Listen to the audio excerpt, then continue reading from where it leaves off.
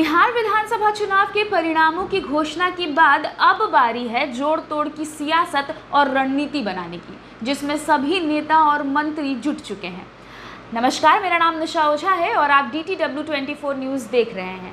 कल विधानसभा चुनाव में जीत के बाद पहली बार नीतीश कुमार ने मीडिया को संबोधित किया और प्रेस कॉन्फ्रेंस करते वक्त नीतीश कुमार ने ये कहा कि अब पार्टी का जो भी फैसला होगा वो सभी घटक दल यानी कि एनडीए के जितने भी घटक दल हैं उनके मीटिंग में ये फिक्स किया जाएगा।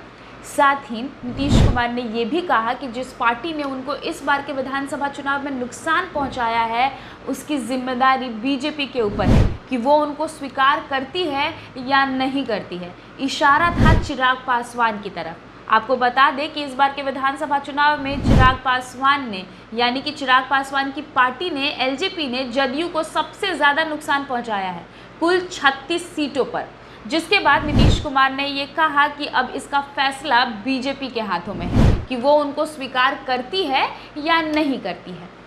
अब आज एनडीए के सभी घटक दलों की मीटिंग है, जिस मीटिंग में ये डिसाइड किया जाएगा कि बिहार के नए मुखिया कौन होंगे यानी कि मुख्यमंत्री कौन बनेगा, क्योंकि कहीं ना कहीं नीतीश कुमार अब अपने पैर पीछे खींचते हुए दिख रहे हैं। तो वहीं जीतन राम मांझी ने आज ये कहा कि उनको कई जगह से ऑफर्स आ रहे हैं लेकिन वो नीतीश कुमार का साथ नहीं छोड़ेंगे।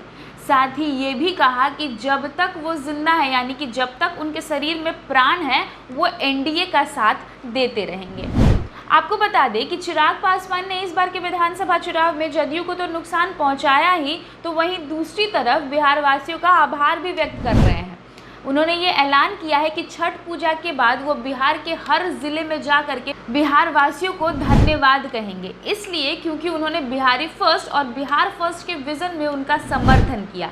साथ ही वो ये भी कहते हैं कि उनकी पार्टी को 25 लाख से ज़्यादा वोट मिले हैं, इसलिए बिहार वासियों को धन्यवाद तो करना ही है। दूसरी तरफ तेजस्वी यादव ने भी कल प्रेस कॉन्फ्रेंस किया और नीतीश कुमार, नरेंद्र मोदी और इलेक्शन कमीशन पर जमकर हमलावर हुए।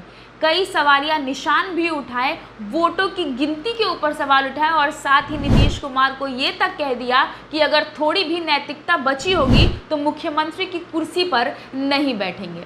यानी कि इस बार के विधानसभा चुनाव में जितने भी मुख्यमंत्री उम्मीदवार थे सभी की निगाहें टिकी थी नीतीश कुमार और तेजस्वी यादव पे। बाजी मार ले गए नीतीश कुमार, लेकिन अब जब चुनाव जीत गए हैं उसके बाद सियासत तेज हो गई है कि नीतीश कुमार मुख्यमंत्री बनेंगे या नहीं बनेंगे।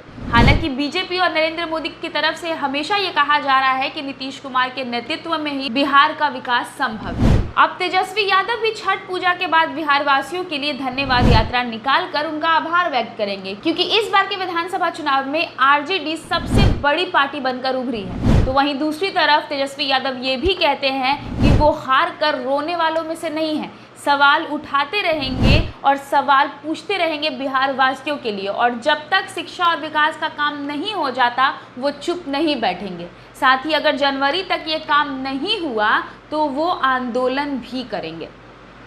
अब ये देखना होगा कि ये सभी नेताओं की बयानबाजी कब तक क्योंकि बिहार विधानसभा चुनाव के बाद भी नेताओं का हमला एक दूसरे के ऊपर कम होता हुआ नहीं दिख रहा है।